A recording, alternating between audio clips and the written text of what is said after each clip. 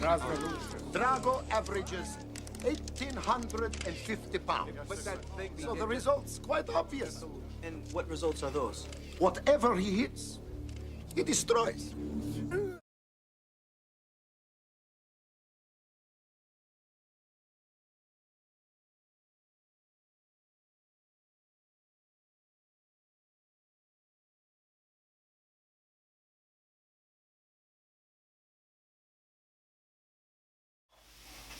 How you doing everyone? My name is Ryan and this is Adi and welcome back to another edition of Boxtalk. It's time for This Week in Boxing where we give you the news and reviews and all the action from the past week. First things first, apologise on myself. I lost the list midweek. I've done a new list yesterday and this morning, but I might have missed a couple stories. So if I missed anything, please don't kill us with those comments. Adi, let's start with this week's fights and let's go with Friday, Ovill Mckenzie versus Victor Ramirez for the IBF title. Yes. Okay, personally, I thought Ovill Mckenzie won that fight. Yeah. Watching the fight live, watching the fight live, I'm very tired. I had it 8 rounds to 4 for Mckenzie. Watching it again on Saturday morning, I scored it 7 rounds to 5. Mckenzie seemed to land more punches in every single round, but the punches were not all effective. When you're watching a fight and you're talking about how to score a fight, ring generalship, effective punching, aggression, Ramirez stole some of those rounds by landing the harder shots, bullying Mckenzie on the ropes with single shots, and he also was always controlling the pace of the fight and the ring. Mckenzie was throwing loads of flurries in a sense to keep him up, but they weren't very hard shots. When Ramirez landed, they were thudding shots. I think that's when Ramirez got rounds. I won't call it a robbery because it was a draw. But that scorecard that the Venezuelans had, was it Venezuela? I'm not sure. Where the fight was held was ridiculous. Oh, Argentina. Argentina was ridiculous. Do you see the scorecard? See, I spoke to Ryan and before I watched the fight. I said, Ryan, what was the score? And Ryan said it was a draw, and I was like, ah, that means Ovill won, because that's the standard in boxing, isn't it? You get a draw away from home, that means you won the fight. Watching it, I can see how it was a draw. I can clearly see how the fight was a draw. It's what you like Ryan said. Ovill was if it was like a CompuBox scorecard, it would say Ovill landed 200 and Ramirez landed 5. But Ramirez 5 seemed to do the most damage for me. They seem to be. And for me, that's what I look for. I look for damage rather than ring generalship. So it's a tough one to score. Frank Warren's obviously said rematch. There's not going to be a rematch. That's done. I mean, there's absolutely no chance. It was a voluntary. Exactly. So why are they going to do a rematch? Ovill Mckenzie seemed to, I wouldn't say die in the middle rounds, but he seemed to get really tired in the middle rounds. And I asked you before, when's Ovill travelling over? Because you need to get acclimatized. Yes, Ovill gets short notice fights normally, but that's in the UK. That's easy. Up the road in Newcastle, down in Birmingham. It's the same time difference. Exactly. When you're traveling to these different countries, different climates with high altitude and everything, I mean that's what caused them problems. What saved him in the fight is how fit he is. Ovill Mckenzie obviously stays around that weight. He's never gonna, he's a fit guy. And I think that's what helps him come on in the latter rounds. He'll look at himself and he'll probably kick himself where he lost a couple of the rounds in the middle. Maybe sort of 6 and 7 I think he lost. And I think he'll kick himself thinking, damn, I could have done a bit more. But hats off. He got his world title chance. He done very well. He could have won the fight. People said that was a career best performance from him. And if you're talking about performance and actually keeping it together, it was. But technically, Ovill has faults, and that's what kind of let him down in this fight. As well as he's done well, he's technically like he doesn't keep his punches long enough. So he was always kind of in range for Ramirez to get his shots off as well. Those few times he did. It's a tough fight to score, honestly. I kind of found it tough to score. I mean, if you're Ovill, I don't know. Obviously, at his age, and he's not getting the fights at light heavyweight. He's not a light heavyweight. I mean, so he's not a cruiserweight. He's a light heavyweight. I still think he can get down to super middleweight, which sounds stupid, but I think he can. He's not very tall. He's not very big. He's a bit wiry. Yes, he's muscled up. It's muscle, isn't it? It's gym muscle. But look, he got how old is he? 35. What? Yeah, he's 35. He's 35. He's not 35. Alright then. He's not 35. Let's move He's not forward. 35. Let's move forward. Are you serious? Yeah, it's 35. He's been around a while. What? Yeah. Been around a while. I'm sure I remember watching him in the 80s. Nah, he's not 35. He's not 35. All right then. Let's go back. Good performance though. Yeah, good performance by a Give him 4-year-old. credit. Yeah, that's a good performance. By a 4-year-old. Let's hope he gets a good payday. Nah. That's what I was thinking. I hope he get high 6 figures. I mean, Remember, Roy Jones said if he wins, he wants to fight him. Obviously, and then people, his name started floating about in the past 3-4 days. But he didn't win. That's the problem. He didn't win, but a draw is not a loss. Agreed. Hopefully, when all said and done, he pays promoters off and managers off and expense fees. Hopefully, he's still left with 6 figures in his bank account. Yeah. Do you know what I mean? Yeah. Which I don't think he will be. Yeah. I mean, but he came in, to be fair, last minute replacement. He saved the card in that sense, but don't know. All right then, let's go with Saturday night's fights. Let's go with Adrian Broner versus Al-Khadive. No idea. Adrian Broner wins by 12th round KO. Unfortunately, it's about 10 o'clock in the morning. I haven't watched the fight as of yet, but I know Ade has seen it. I've seen the highlights of the fight, and 140 is this guy's weight class. Yeah. 135, he struggles to make weight. We know that. He's had problems with 147. He will eventually move into, but he should naturally move into it rather than just trying to get there. 140 is this guy's weight class. And I look around at the 140 landscape right now. We're going to move on to Matthysse. Matthysse lost recently. Provodnikov's a bit raw. Yeah. It's not, I mean, Terence Crawford's the one. Terence Crawford's the one. Yeah, and that'll be a very, very good fight. I know you think Crawford will school him. I don't think so. Yeah. I don't think so. Not at 140, but we'll see. I tell you what, with this fight, we've talked about Broner in all our Broner videos for the past couple of years. The underlying factor is that he's not serious, and he can do this and he can do that if he does this, if he does that. This fight showed me something, but this fight, the weigh-in of the fight showed me something a little bit more. He weighed in at 138, which means, I know he makes it hard at 135, which means with discipline he can make 135. I knew he was gonna say that. So as much as okay, he's now got about 140. 140 is not far from 135. But it just shows that, to me, that he's been pissing around for the past couple of years. Because he could really make a weight. If he stayed at 135, he could have been dominant, so dominant, and he could have progressed through the weight naturally. Yeah? I mean, yes, he's got 4 I don't world think titles. it's Yes, he's got 4 world titles now. And I'm trying to say, yeah. And I'm going to touch on that in a second. But wouldn't it have been better for him to get those 4 world titles by growing through the weight class progressively? I don't know if it's his fault. We've got to understand all the hype that was around this guy 2 years ago, and it was huge. Yeah. Bigger than I've seen for the last few years about any boxer. Yeah. And they're already chasing him. Except Andre Bello. No, more so. I know, More than I'm that. joking. Yeah. And I just feel like they were already putting him as the next Floyd Mayweather heir apparent, and they're already building up 147 fights fighting. So he thought, I'm just going 147. Yeah. They were pushing him. There wasn't really the guy around at 140 at the time. Yeah. Do you know what I mean? Everyone was leaving that division. Amir Khan, Devin Alexander, Timothy Bradley. Yeah. Everyone kind of said, okay, we're gone.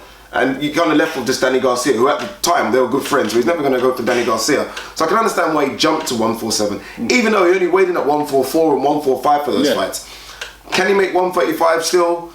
Yes, but there's no point doing it anymore. There's no one at 135. No, to be fair. right now, the 135 is the better division. I'm just saying, at the time when he left 135, he should have stayed. Yeah, he should have stayed. He should have stayed. Yeah. He still doesn't move his legs. No. But I tell you now, I don't know. His right hand was laser sharp. I'm not going to say Mayweather sharp. Yeah. But that right hand almost had a home for all the time. It had a sting to it. He called it Ashley Fearpain post fight. Yeah. He called it Ashley Fearpain. He was like, send your boy Floyd, get your boy training. Yeah. I want to bring up the girl in him like Kathleen Jenner. No, didn't you hear about the beef? What beef? Okay, so basically, this is from before the Mayweather versus Andre Bello. That Mayweather says that the winner of Fearpain's fight against I think it was Steve Upshaw. Is that what you thought? Steve Upshaw James? Yeah. He wants him to fight Broner. And then they had a little back and forth, and that's the fight that's been set up. It's been going for about maybe a good month, 6 weeks. I like Fearpain, but he doesn't beat Broner. No. I like Fearpain. Yeah. He's a British guy, fellow British guy, but he doesn't beat Broner. Yeah. One thing I want to say about Broner though, and this is really part of the news, but I'm just going to mention it now. Do you see that interview he had, and that Showtime reporter said 4 world titles means nothing? What did Broner say? Broner schooled him and said, like, don't ever tell a fighter that 4 world titles means nothing. Not to me or to anyone. Not to me or not to anyone. And I thought Broner was damn right. I've seen on Twitter and couple chat rooms, people saying like, oh, Broner's an idiot, whatever. That's so disrespectful. You know what I'm trying to say? You could disagree with someone, whatever. You can't tell someone in their profession that you've got 4 world titles and it means nothing compared to what people thought of you. It's like, it's ridiculous. That is ridiculous. And I was trying to say, look, I'm one all for saying that Broner gets gifted this and gifted of course. that, but regardless, boxing is one of the toughest sports. I mean, I see people on the regionals. We go to Bethnal Green, New York, where guys is fighting for Southern area titles. I mean, the smallest title you can get. So to get up to the elite stage of world level and win a world, I don't care who you're fighting. You're fighting someone decent. And then you say it on national TV in front of the fighters that it means nothing. And it was a Showtime report. Seriously, bro. No, that's embarrassing. The guy needs to look at himself and think. Seriously, I'm not. If I was Showtime, I mean, that guy needs this disciplinary message. Yeah, because that's what boxing right now. We're trying to. Boxing's almost trying to survive this. Where titles mean stuff. Yeah. Because Al Heyman's trying to make it look like titles mean nothing. Yeah. So when you get a reporter saying it, it's not good. It's not 4 world titles. A bloody good achievement, regardless of they're gifted or not gifted. It's still an achievement. You can't take it away from someone. No chance. No chance. Is this a regular belt though? It was, wasn't it? Cause we still a title. All right then. Let's go through with the main event of the weekend and possibly the upset of the year. Don't know. I'll tell you what I think is going to be upset. One upset of the year, right? Before this fight, okay, we all know Victor Postol is a dangerous guy, but he was not considered in the same category or the league of Lucas Matthysse. All week, what have you been hearing all week? Manny Pacquiao Matthysse. Manny Pacquiao Matthysse. After this fight, Manny Pacquiao Matthysse, oh, it's going to go to war, it's going to go into war. If it goes into war, it's all going to be all Matthysse, all Matthysse. The press machine convinced legitimate boxing fans that this was a Matthysse party. When we all know, when you put your boxing brain on, it's like Postol's not no joke. Yeah. Know what I mean? Matthysse, and then he didn't beat him. He knocked him out. Matthysse suffers from what most punchers I think suffer from is if someone doesn't play your game and have a shootout with you, you don't really know what to do. Provodnikov played that game. Provodnikov was like, okay, we're going to shoot out, and he won. Melina showed him when he put Matthysse down, I think 2 or 3 times, that if you want to box, we can. And he struggled with that. He struggled against Danny Garcia boxing. Even in fights where I think he probably won, Alexander and Jr. Again, when you box with him, he doesn't really have a plan B, and that's a lot of those. That's a lot of those boxers. I mean, sorry, punchers. When you try and box with punchers, it's like, well, what are you doing? We're not supposed to do this. You're supposed to punch with me. And I think we showed it yesterday. Victor Postol just completely outboxed him from round one. Thank you. From round one. To tell you what, Matthysse, Danny Garcia. To tell you what, Matthysse didn't have for at least 5 rounds. A jab. Seriously, he didn't have a jab. We don't. Know what I mean? We don't do that in training. No. Mathisse's jab was a looping right hook to the head or the body. He threw all short punches and he couldn't get in. And Postol was tagging him consistently.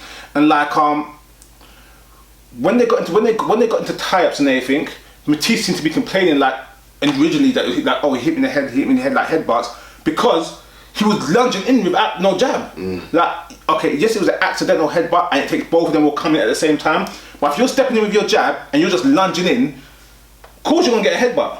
How big, by the way, is Victor Postol? Oh, he is tall for the weight. Really tall for the weight. But he didn't look wiry tall. He looked quite fit tall as well. I was like, you're a big guy. I'm Matthysse. I'm thinking, gee, how am I gonna knock you out? You know, the one time Matthysse had a shot, I think it was in round 6 when he caught him. Round 6 when he caught him, and similar to last week with Buglioni and Chudinov, he landed that one punch and tried to flurry and try to get his shots off. But once that ship has sailed, it was over. I'm not. Look, he's had wars. Like Danny Garcia was a very hard fight. Provodnikov was a awful tough fight. Do you know what I mean? That takes a lot out of you. When he went down, I think he mentioned something that his eye popped. Something like that. And he didn't want to get up because I was shocked that he didn't get up. And I feel like, I'm not going to say that's the end for him, but those wars take a lot out of you. I mean, fans, we seem to like, oh my God, love it. I mean, those fighters don't last in boxing. They simply don't last. And I don't know if we'll see him again, honestly. I tell you what, honest to God truth, as boxing fans, left hooks are great, right hooks are great, especially from a distance. It looks so impressive. You always think of that Tyson jumping with a left hook. They always say it's the shorter punches that hurt the most. Yeah, the ones you don't see. Yeah, the ones you can't prepare your jaw for. Yeah. So as much as he said his eye popped, as much as he said he could have got up, and they said it didn't look that hard. That was a very, very short hook. Yeah. You know what I mean? Yeah. And that had, it didn't look particularly power, but at that distance, that's pure leverage. At that distance, and Matthysse kind of going into it as well, falling into it. Trust me, it's a tough punch. What are they going to do with Victor Postal? I'm not sure yet. But another thing as well, the way Matthysse went down, he got hit and went straight down, like he was hurt. He was clearly hurt. Paul Williams as well. Yeah, it's went straight down, bam on his knee. So yeah, it was a serious punch. Victor Postal has now put himself in a very good position. Yeah. But I think it's going to be avoided. Oh yeah, big time. It's going to be avoided. He was always a good fighter, yeah? But fighting Matthysse, a puncher, taking the few shots Matthysse landed and outboxing him, people are going to say, guess what? He's risky. And he's tall at the weight as well. Too tall. I know Crawford's got his fight coming up shortly. If Postal gets another good victory against another name, I can see them two matching up down the line. Because Crawford wants to unify. Postal, again, doesn't really duck anyone. Yeah. Probably have a voluntary against someone like John Molina first. That's what they do. They chuck John Molina at you just to get fan-friendly. Yeah, fan-friendly fight out of you. Yeah. But you see, again, someone like John Molina, who actually will wing punch and try to box you, will make an entertaining fight. Yeah, agreed. Yeah, agreed. Broner, what about Broner next? We didn't say. What about Broner? What happens to him next? Broner is going to go. I think it will be Fear Pain. It'll be the Fear Pain. It'll definitely be Fear Pain, because obviously with Al Heyman and Mayweather and everything, it'll definitely be Fear Pain. And after that, he'll go on the Dion Wilder's sideshow. You think? Yeah. He doesn't duck people though like that. No. He fights people. And the reason why, and this is not an insult to Broner, he's lost 2. Yeah. They're going to protect him until he's actually ready. He showed maturity. You don't think he's ready at 140? I think he'll beat everyone at 140, even your Terence Crawford. I don't think so. I think he beats Terence Crawford at 140. I think Broner showed maturity by actually getting in shape. And I heard he danced around the fight a little bit, but trying to fight a more dedicated pace. Yeah. But obviously the loss to Madonna and the loss to Porter has hurt his marketing. They're going to match him well until that maturity level kicks in properly, and then they'll match him tough again. All right, guys. Let's go with the news, and let's go with I think it's a very big part of important news this week. Muhammad Ali won the Sportsman Legacy Award for, I think it was for Sports Illustrated, and it's the same week that he had 2 anniversaries. Yes. He had the anniversary for 40 years for the Thriller in Manila. Was it Thriller in Manila 40? Yeah. Yes. Yeah. And it was 35 years this week as well of his fight with Larry Holmes. Okay. Yeah. First of all, Legacy Award. I think when you're talking about athletes, I don't think someone has more of a living legacy right now than Muhammad Ali. There's a few out there. I'm just saying, okay, But in boxing or in sports in general? I think in sports in general. And I think fighters that are fighting now that have this TMT and TBE hat on, in 40 years, I'd like to see how they're thought of. That's what I'm trying to say. Because, what are you going to do? I was going to say about when you finish. Oh, okay. Yeah. Because, look, it's all well and good saying you're a $700 million man and I've got 48, 49 unbeaten fights. That only lasts as long as the people that, you know what I mean? That only lasts for so long. The money will eventually run out. It just happens. Money in life. Tyson had 300-400 million. It does go. But how are you going to be thought of after? And Muhammad Ali, I saw the photo with George Foreman and Larry Holmes either side, and he's still loved so much by everyone. And that's because of what he done as not just as a fighter, even the way he spoke out of the ring, everything. It's just the whole package. Let's go for perfect entry to Thriller in Manila 40 years ago. Yeah. You know what? Yeah. Honestly. Yeah. No, you go first. I'm just still thinking about the fight. When this fight was signed originally, and they were going through, and he had the gorilla and had all the little bits and going and everything, and you're thinking like, I remember that stuff. That stuff is like legendary. It's like legendary sporting moments, and it's not even the fight. I can't think of a more iconic name or sporting event or anything in history Rumble in the Jungle's close. But you get my point. You get my point. You get my point. It's like, wow, this really happened. And like, again, What was Pacquiao Mayweather called?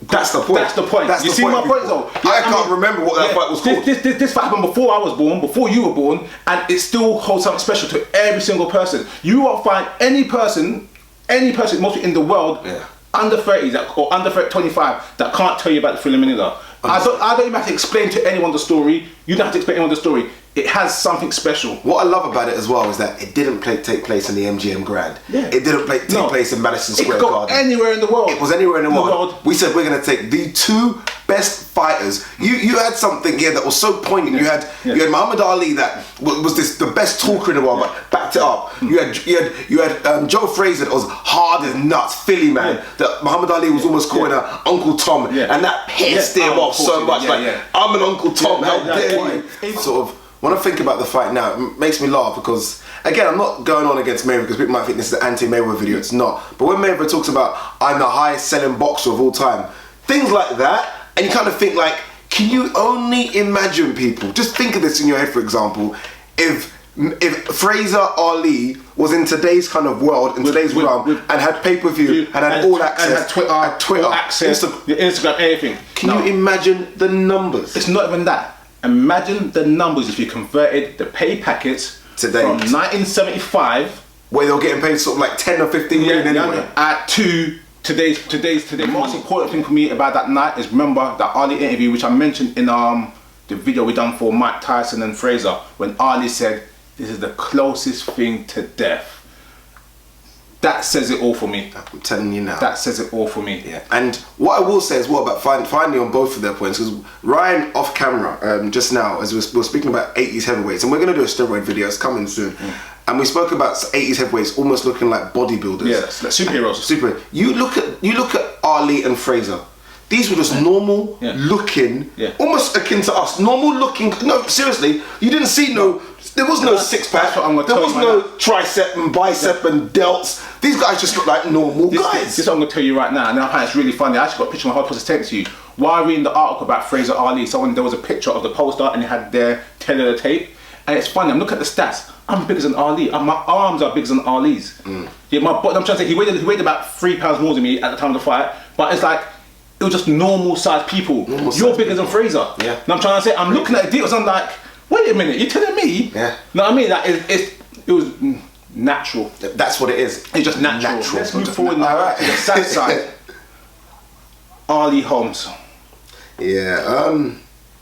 Again, I said it's a fight that shouldn't happen. It's weird because Mike Tyson spoke about this in his book. He spoke about a lot in the documentary. He said he saw. That's why he really wanted to beat up Holmes. He said he saw Holmes hurting and beating up his hero. Yeah. You know when you, as a promoter, you've got to like take charge sometimes and say it's one too many fights. Yeah. Holmes' style was just, he was too big. That jab was too strong. It was just an awful fight. But in saying that, Ali still showed a lot of heart. Yeah. And he still went. The worst thing about this fight for Ali was teacher versus student. Larry Holmes was Ali's apprentice. Chief sparring partner. For years, from the early 70s. Yeah. Larry Holmes, the Eastern Assassin. What a great nickname. I mean, is that his nickname? Yeah. Quality. Why didn't you mention that last week when I was talking about nicknames? I don't remember it. Absolutely. The Eastern Assassin. Yeah, I you forget all these names. But he gave Ali an Ali. He outboxed him, he used his jab, used his movement, and it was, I think, for all boxing fans why they didn't like Holmes, because Ali was reserved so high, as we mentioned, and he battered the icon while taking it easy. Yeah, let's be honest. He took it easy. He didn't get out second gear in that fight. Yeah, he took it easy. I almost like that he didn't get out second gear. Of course, he didn't want to hurt him. He didn't want to hurt him. He loved Ali. And again, rumour has it again, after the fight, he went to see Ali in the hospital and cried and spent the whole night with him. Yeah.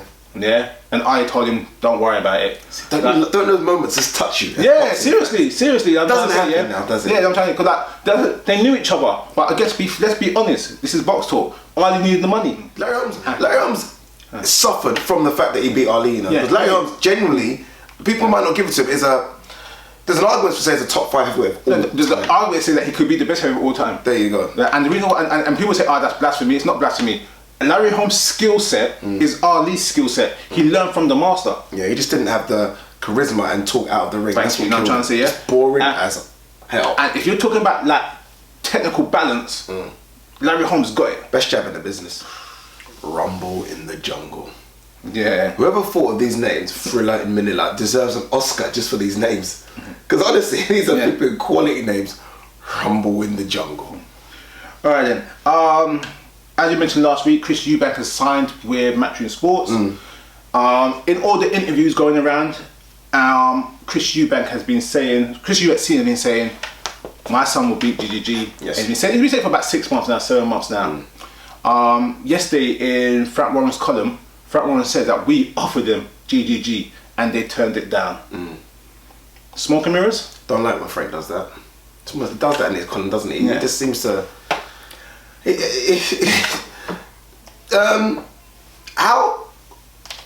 How would Frank offer him GGG? I don't understand it. Where's that come from? I don't know how he offers him GGG. Well, let's be fair, GGG is searching for opponents all the time because no one really wants to sign the contract. Yeah. So they might have said, look, we got Chris Eubank Jr. who will take the fight, and they must have said yes, and then they said no. You don't like that Frank released that, but I tell you what though, Frank's doing what we do. He's telling it how it is. You don't have to like the person, but he's just saying, look, you can't say one thing when you actually do the other thing. I always say to everyone, I'm saying, you can't lie to the person who knows the truth. You know what it is? When Chris Eubank Sr. says his son will beat GGG, not that I don't believe what he's saying. Yeah. I don't believe he believes it. I think he believes he eventually will beat him, but I don't think he thinks... Or has the potential to. Yeah, I don't think he genuinely believes he'll beat him now. You're right, GGG probably was searching for opponents, so Chris Eubank's quite high up. He's ranked quite highly in the middleweight division. I don't know who's lying on what side, to be honest. You think the fight was offered to him? I'm not saying the fight was offered or not. That's what we weren't privy to information. I'm just saying that sometimes you say stuff, and that's it. If people know the truth, you can't really say that type of stuff because it will catch up. I respect Frank for saying that, not because he's being the whistleblower, not because he's trying to hurt obviously Eubank brand for obviously going over to Matchroom. Yes. But what I'm saying is though is that he's telling them how it is. Yeah. No, for real. And I respect that. Good down there, I understand that. Good thing though, in terms of Adam Booth coming on board. Yeah. Good bit Adam Booth coming on board. Only concern I have about Adam Booth coming on board is that Adam Booth is the head of the ship. Yeah. With Chris Senior there, can he really be head of the ship? I think that would have been part of the deal.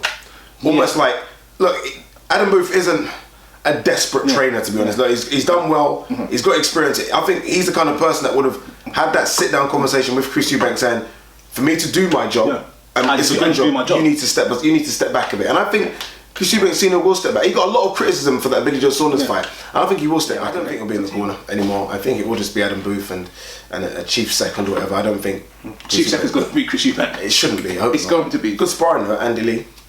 Yeah, good sparring. Andy Lee, yeah, good They're sparring. potentially going to fight each other soon, so... Yeah. Potentially. Yeah.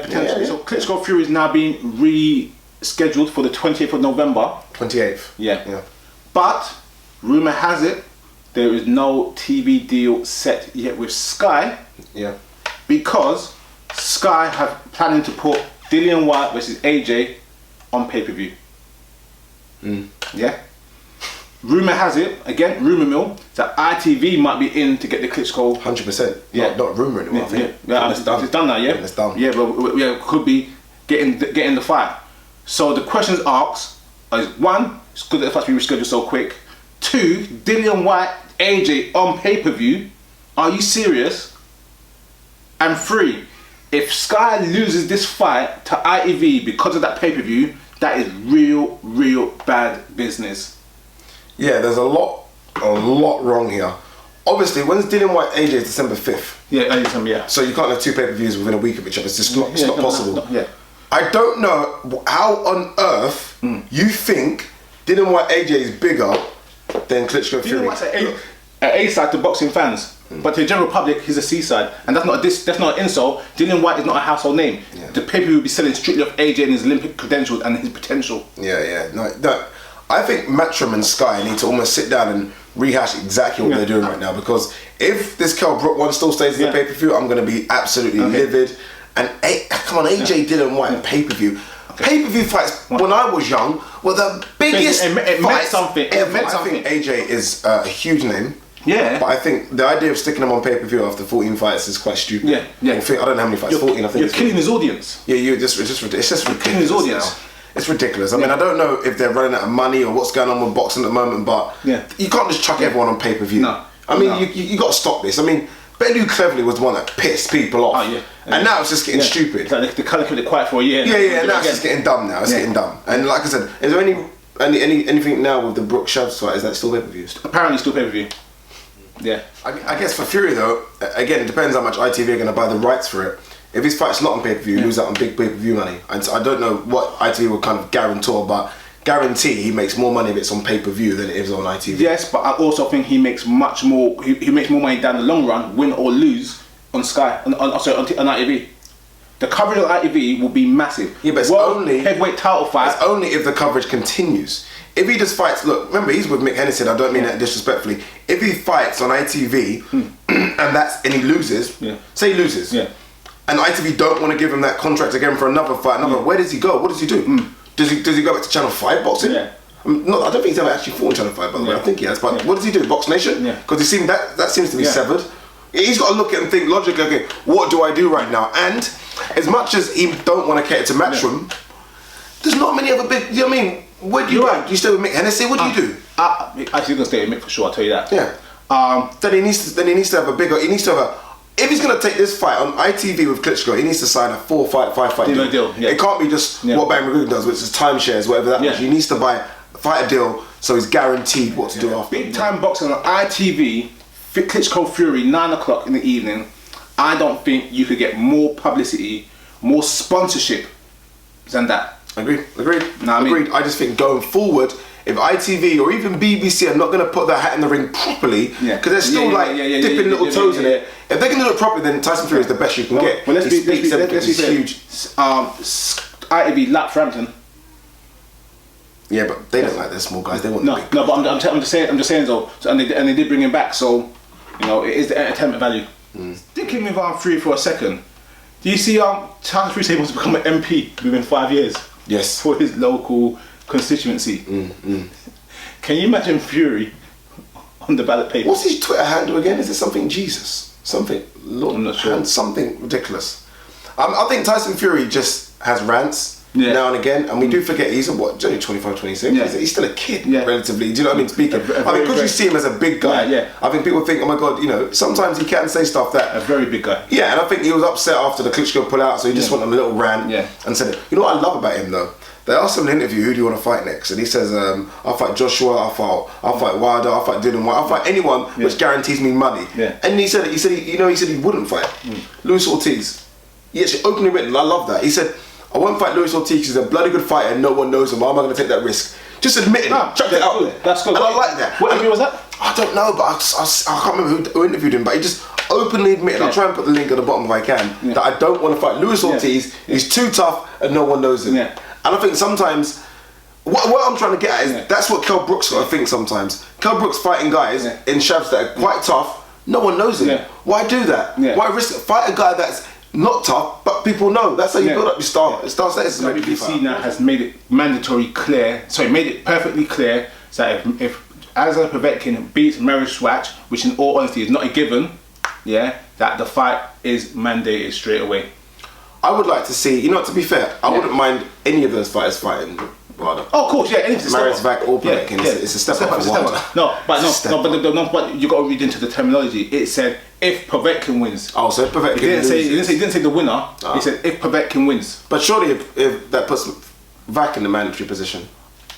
I'm not sure. When Wack's been kind of inactive for the past couple of years, I know he had a comeback fight and he won, but he hasn't really been active. If that's mandated, that fight will happen most probably by February. Let's see what Wilder does, because I don't think he's going to take that fight. Let's go to another one of your friends.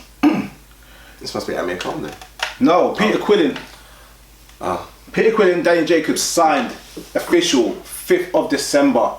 The Battle of Brooklyn. Take out dislikes. Take out what we think of Quillin and what we think about Jacob. I always say Jacob is good, but he looks vulnerable. It's a bloody good matchup. evenly matched guys.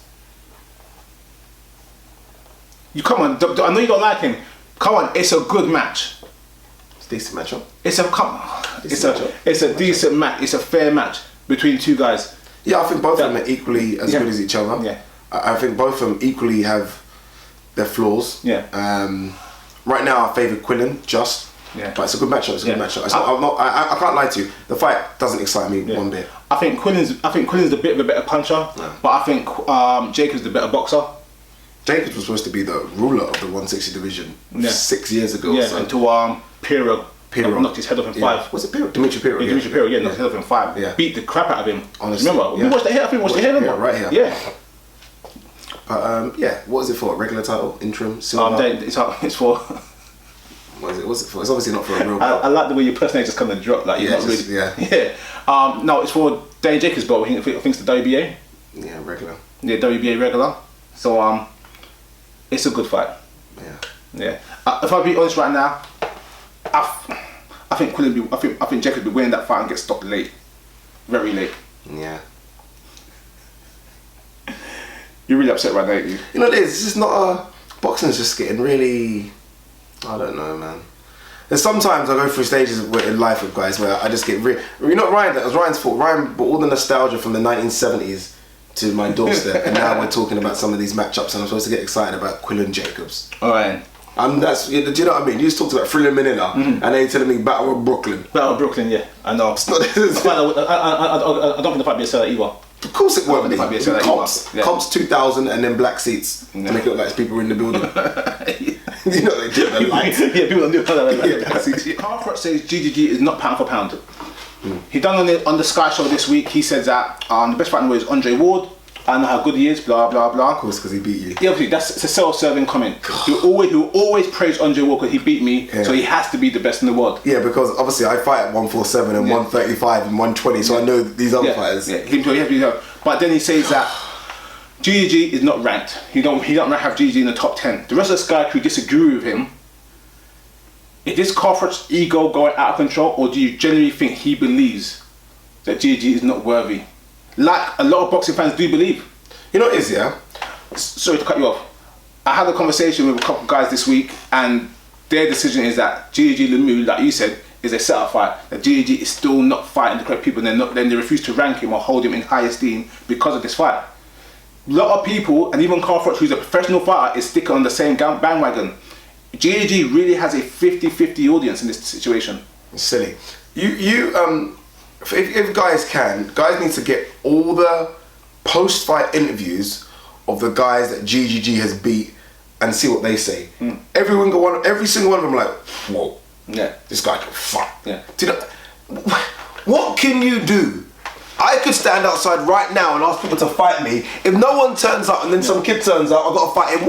Is that my fault? Yeah. What can I do? He's not. I think people have got to be realistic here. Yes, he's not fighting the number 1 and number 2 ranked guys because at the end of the day, Quillen didn't want to fight him. Yeah. You seen the interview with Cotto did after the Gill fight, and Cotto was like, no one. I'm not going to be forced to fight anyone I don't want to fight. Didn't want it. First time I thought Cotto looked scared. Didn't want the fight.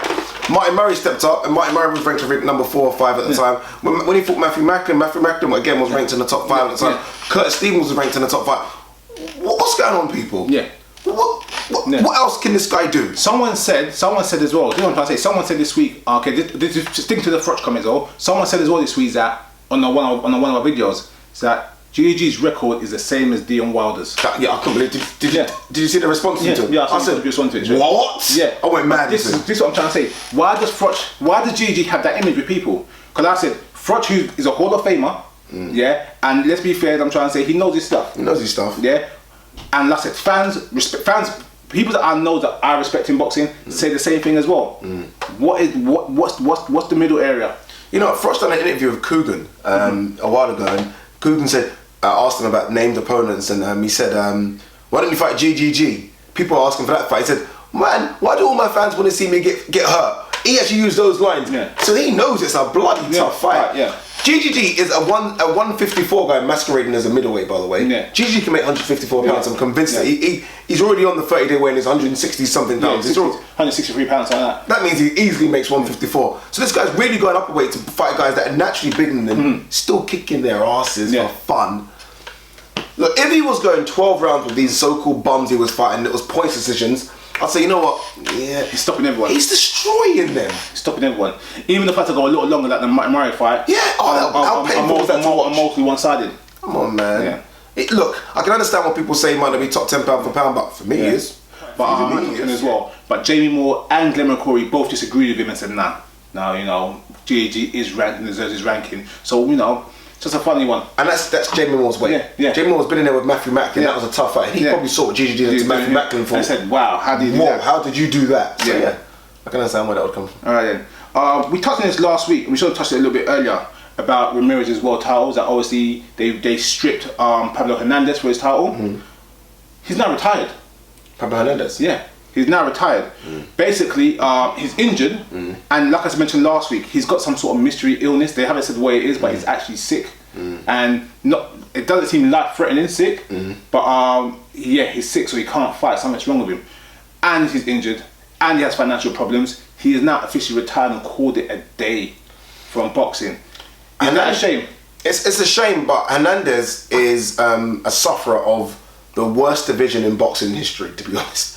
That cruiserweight division, the last 20 years, has been pretty much who wants to be in that division. Every 5 years you have someone that takes over for a bit and disappears again. Yeah, I mean, to the point where if you don't go to Germany, you're not going to get any money. And he's not been getting money. I mean, he had the Steve Cunningham fight. He never got the thingy fight, Huck fight. Yeah. That's what everyone wanted. That would have been a good payday for him. He never got the Lebedev fight. Who's his last one? Was it Fraz Earthland? I think it was Earthland. Yeah, it was a tough fight for him. I think Hernandez was pound for pound quality, but I think he had it all. How old is Hernandez? Not that old, maybe early 30s, and he was a big cruiserweight as well. But I bet you any money that he's been trying to get the Bellew fight. Yeah. I bet he's been trying to get these fights cleverly when he went up to cruiserweight, trying to make some money. Yeah. He's not getting the fights. The training camps are hard. You're not getting paid. You're away from the family. He's fighting in Germany. He's from Cuba. Yeah. It's a whole package with him, and I think if he is a bit ill now, he's thinking.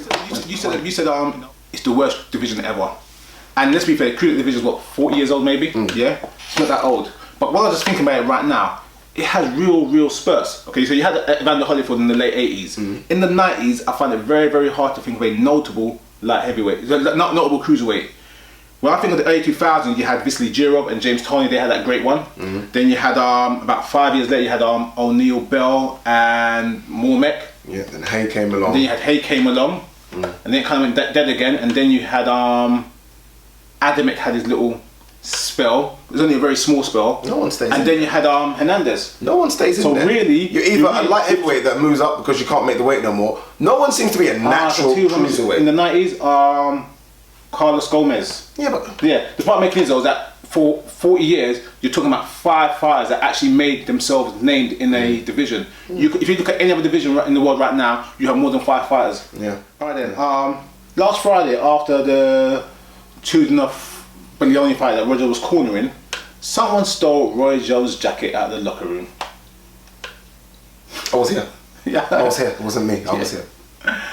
One, that's poor. Yeah. Bit cheeky, that. Real cheeky, and it's poor. 2, it has to be an inside job. Yeah. And yeah, 3, you know how it is to get backstage. Yeah. Don't even let me backstage. No. See, so even when you got backstage passes, they scrutinise you. You know what I mean? But if Roger ever catches them, seriously, you're gonna steal my coat. You're gonna steal Roy Jones' coat. Yeah. By the way, Ryan's put me off because in the background we've got David Haye versus Derek Chisora fight. And before that was Chris Eubank versus Joe Kazagi. Box Nation showing these. Yeah. Why are we so American in this country?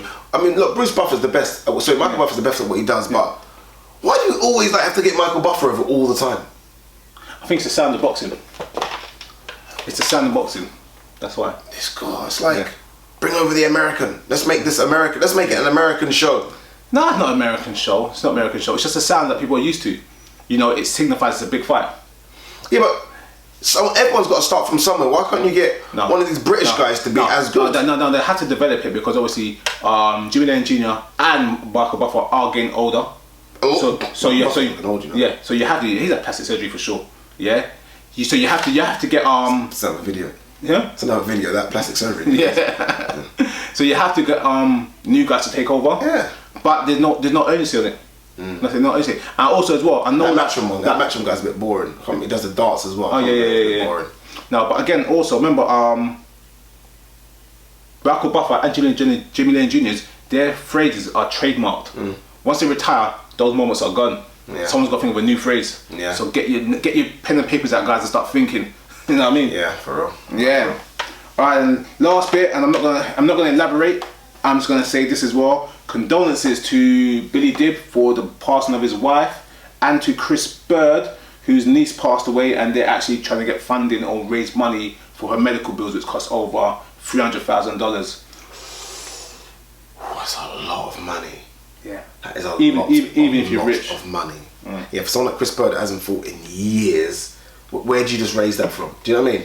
Shane Mosley's already put $5,000 into it, and he's also done notice on boxing gloves. He's gonna try charity giveaway for that $5,000. Well done. You know what? Well done, Shane. Yeah. Well done. Shane was that one that actually made it public. It seems like he's the one that actually tweeted it and got the message out saying, "Look, everyone, please support."